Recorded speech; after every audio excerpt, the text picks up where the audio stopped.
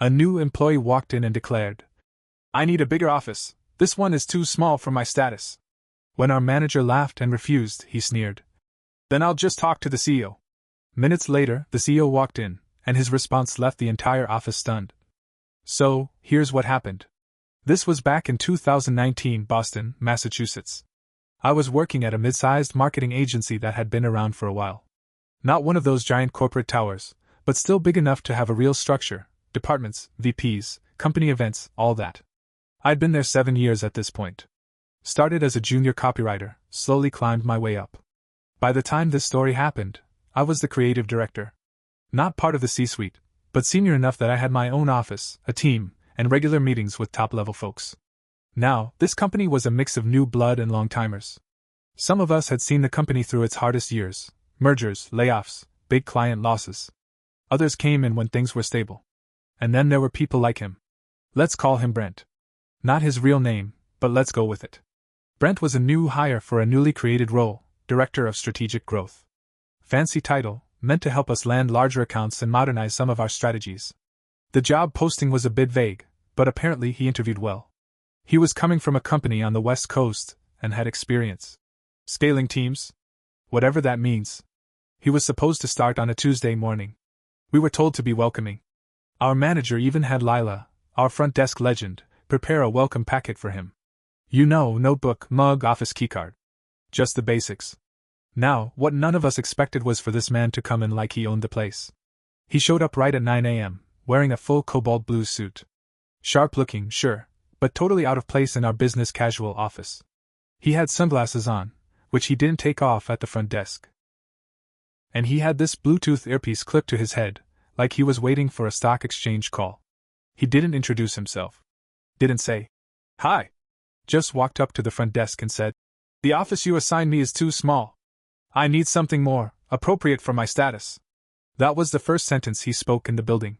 Lila, who had been with the company over 10 years and knows everything and everyone, stared at him like he'd asked for a helicopter pad. She gave a polite smile and said, "Oh, we assigned you Office 4B. Same size all department heads use." Brent didn't like that. He took off his sunglasses very slowly, looked around, and said, "Yeah, no. That doesn't work for me. I need a corner office. Preferably that one." He pointed directly at Alan's office. Now, if you've worked anywhere long enough, there's always that one guy who holds the place together. That's Alan. Operations manager. Quiet, old school, but sharp. The kind of guy who could tell you where every cent of company money goes without checking a spreadsheet. He'd been there since the founders started the company. His office? It was earned. It wasn't fancy. Just a bit bigger, had a window, and yes, it was in the corner. So now Brent, the guy who hadn't even stepped inside his assigned office, was pointing at Alan's. "That one's more aligned with my role," he said, crossing his arms like this was some kind of negotiation. Lila laughed, thinking he was joking. Everyone did. He wasn't. She tried to steer him gently. "That's not available, and it belongs to someone very senior. Your office is right this way." But he cut her off. "That's fine. I'll just speak with the CEO. I'm sure Marcus will understand." Now here's where it gets crazy. Marcus, our CEO, ***, was actually in the building that morning. He rarely visited the lower floors unless something important was happening. He mostly kept to his office on the top floor, but everyone respected him. He wasn't loud. He wasn't flashy. But people listened when he talked. Apparently, someone had already texted him about the scene at the front desk. Because maybe 5 minutes later, he walked into the floor. Just like that. No warning. No calendar invite. Just appeared like a ghost with perfect posture. Brent saw him and instantly lit up.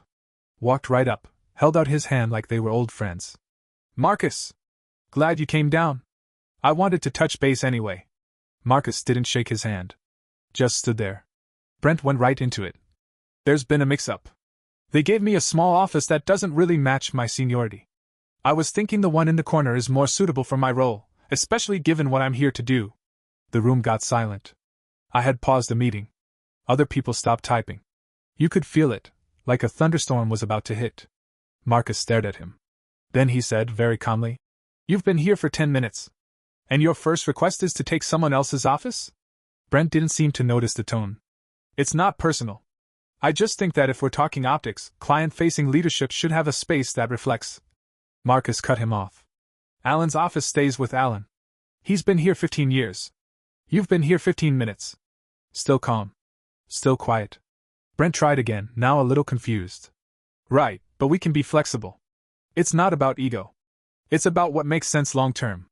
Marcus nodded slowly. Then said, Okay. Here's what makes sense to me long term. He took one step closer. You could feel the air shift. I hired you to bring in new strategy. Not to make demands before you even open a damn document. Brent froze. Marcus kept going. You don't walk into a company and insult the people who built it. You don't make power moves without earning anything. This isn't Silicon Valley. This is a place where we earn respect. Dead silence. Brent's mouth opened, but Marcus wasn't done. So here's your choice. Take the office assigned to you. Start your job. Or take your ego, walk out that door, and don't come back. The room was frozen. I watched Brent's face shift. Shock. Embarrassment. A little bit of panic. He tried one last time. I think there's been a misunderstanding. Marcus shut it down. No misunderstanding. Just a decision. Make it now. Alright, let's keep this going. So right after Marcus dropped that line, make it now, the whole floor was holding its breath. Brent stood there for a moment, like his brain short-circuited. You could see it on his face. He thought he could bluff his way into authority. Thought the title gave him the right to rearrange the company layout on day one. Thought the suit would speak louder than his work. He gave a stiff smile, trying to save face. Of course. I'm just trying to clarify expectations. Marcus didn't respond. He just stared. And then Brent folded. Not all the way. But enough to back down for the moment. He nodded, half-laughed, muttered something like, All good. And let Lila show him to the originally assigned office, 4B. No windows. Middle of the hallway. Same size as the rest of us department heads. It should have ended there. But Brent wasn't done. We all figured he'd keep his head down. Maybe do the smart thing, settle in, prove himself, earn some goodwill. Nope. Instead, the guy started scheming. The next few days were weird. He didn't interact with most of us. Barely said a word in the group's Slack. But we noticed little things. He kept his office door closed, always. Locked it when he left. Who locks their office at a marketing agency? Then there were the calls.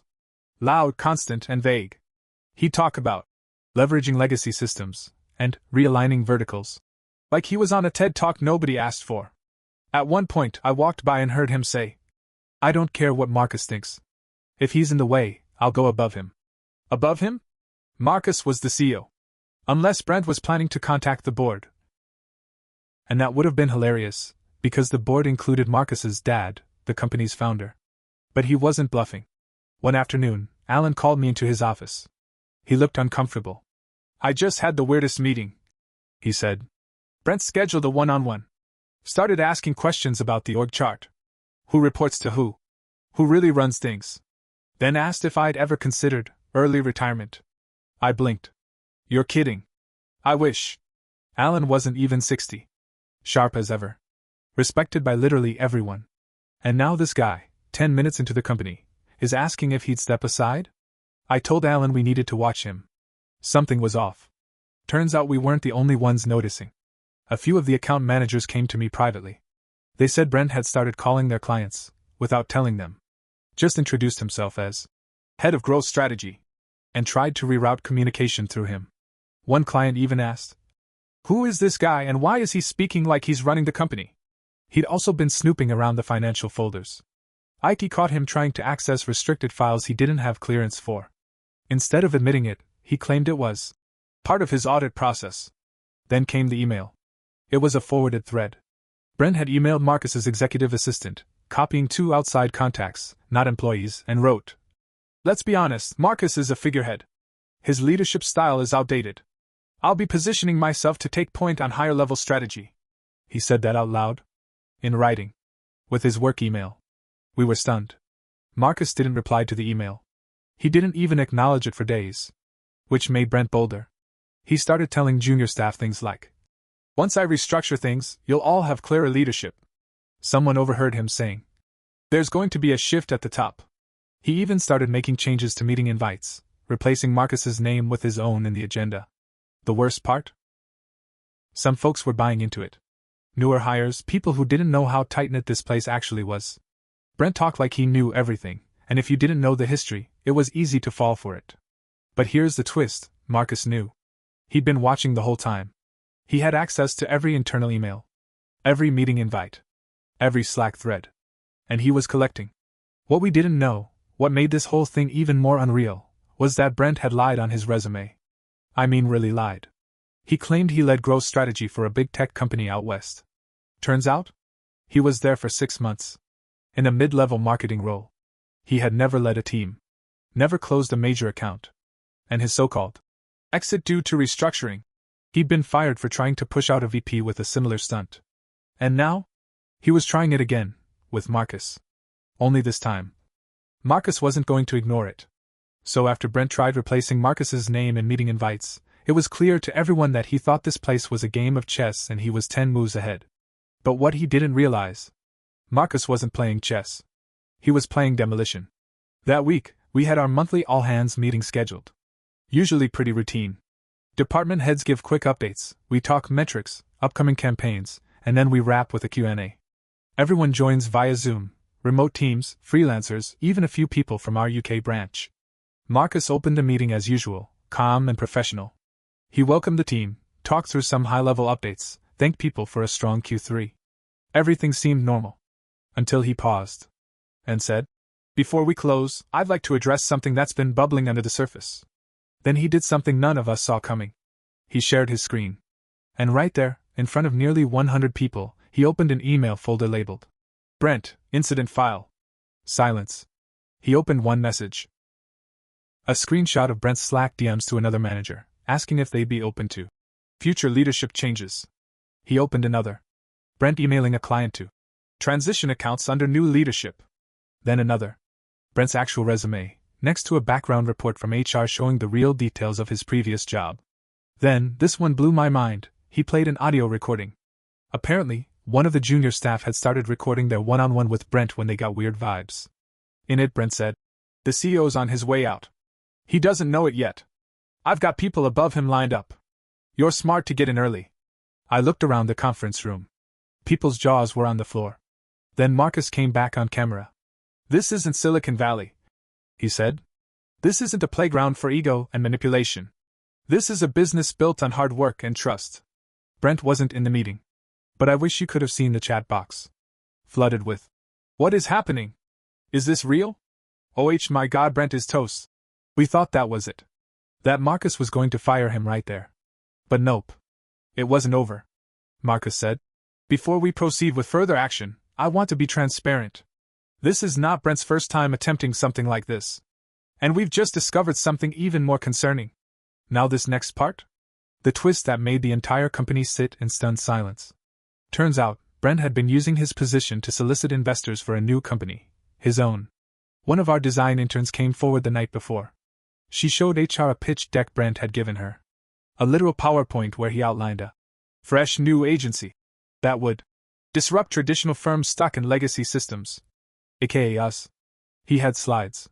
A fake org chart. He called it Grow //Force. I know. Ridiculous. Guess who was listed as CEO? Brent. Guess who he had as clients on the deck?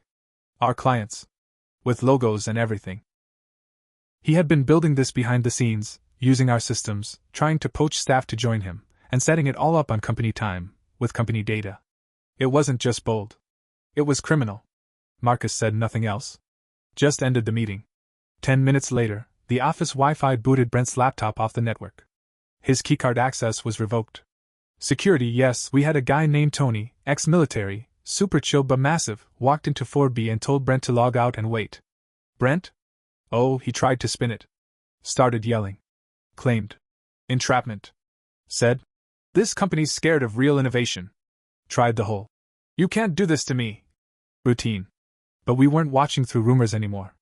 We saw everything. Heard everything. And here's where it gets even more twisted. As Tony was escorting Brent out, Brent looked around at the whole floor and said, "You're all going to regret this. I'll see you on the other side." No one spoke. He left. And it should have ended there. But Brent? He still wasn't done. The next day, Marcus got an email from one of our biggest clients. They just received a pitch from a new firm that claimed to have our team, our creatives, our strategy, everything.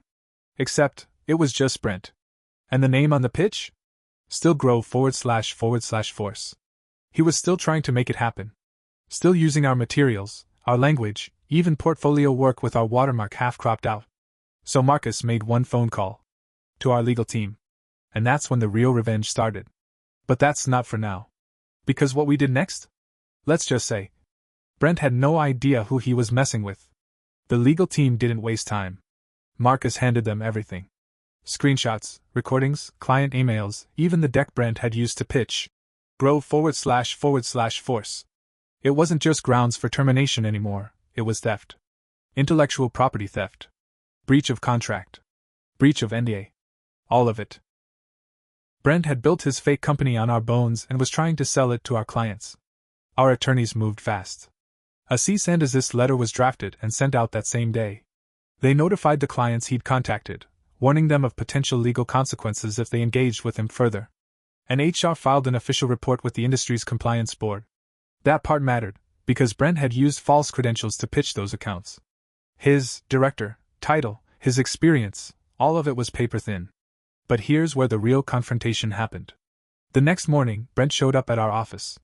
Unannounced. No badge. Wearing the same blue suit. Same Bluetooth. Same sunglasses. He walked straight into the lobby and demanded to speak to Marcus. Security blocked him, of course. But Marcus heard the commotion and, against all advice, walked down. Face to face. No cameras. No emails. Just two grown men standing at the front of a building one of them tried to burn down. Brent started shouting right away. You set me up! You manipulated everyone! I had a plan. I was trying to do something bigger. Marcus didn't flinch. You tried to steal from us. You don't get it. Brent hissed. You're outdated. Your leadership is stuck in the past. I'm the future. Marcus stepped closer. His voice was low, controlled. The future doesn't start with lies. You wanted shortcuts. You disrespected the people who built this place. You played everyone. And now you want to cry foul because you got caught? At that point, the entire floor had gathered upstairs, looking over the railing like a courtroom gallery. You could see Alan, Lila, my entire team. Even the intern Brent had tried to recruit. Everyone was watching. Brent looked around and cracked. He pointed at us. You people are sheep. You just follow this guy like he's some savior. He's not a leader, he's a dinosaur. You could feel the shift. Lila stepped out of the elevator and said dead serious. At least dinosaurs earn their place in history. You'll just be a footnote. Brent's face flushed red. His whole act, the calm, the charm, just broke apart in front of us. Then came the final twist. Marcus pulled out his phone and said, By the way, you might want to check your inbox. You've just been officially blacklisted by 3 of the biggest firms in the Northeast. We made a few calls. Brent's jaw dropped. He started to say something, but his voice cracked. He looked around again, desperate. Like someone expecting at least one person to speak up for him. No one did. Not a word. That silence was the real ending for him. Security escorted him out for the last time. He didn't yell again. Just walked out, stiff and quiet, like someone trying to remember who he used to be before all this blew up in his face. The office didn't bounce back right away. It wasn't just about Brent. It was the fact that someone got in like that. Manipulated people. Tried to split us apart. There was anger, guilt, even a little shame. Some folks had believed in him, at least at first. One junior manager came to my office the next day, looking torn up. She'd been one of the ones Brent almost convinced. Said he made it sound like we were missing out on something big. She cried a little. Told me she felt like an idiot. I told her the truth, smart people get fooled all the time. Confidence and lies can sound a lot like leadership until you see what's behind it. Alan didn't talk much about it. But the day after Brent was gone, he brought in a homemade lemon loaf and left it in the break room. That was his way of saying, we're okay. Keep going. Marcus? He got quieter for a while. You could tell the betrayal hit him deeper than he let on. Not because Brent fooled him, but because someone tried to take everything he'd built and twist it into something rotten. But he bounced back.